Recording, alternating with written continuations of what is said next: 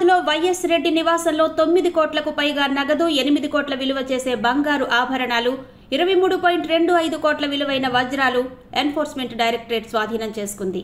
ముంబైతో పాటు హైదరాబాద్, మరో 12 చోట్ల ఈడీ అధికారులు సోదాలు నిర్వహిస్తున్నారు. ముంబై కార్పొరేషన్లో టౌన్ ప్లానింగ్ డిప్యూటీ డైరెక్టర్గా పనిచేస్తున్న వైఎస్ రెడ్డి అక్రమంగా భవనాలకు అనుమతులు ఇచ్చారన్న ఆరోపణపై ఎన్ఫోర్స్మెంట్ డైరెక్టరేట్ ఈ సోదాలు నిర్వహిస్తున్నారు.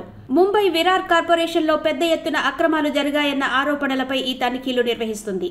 ఈ తనిఖీల్లో వైఎస్ రెడ్డి నివాసం నుంచి 9.04 కోట్ల రూపాయల నగదుతో పాటు 23.25 కోట్ల విలువైన బంగారం, వజ్రాలు, విలువైన ఆభరణాలు స్వాధీనం చేసుకున్నారు.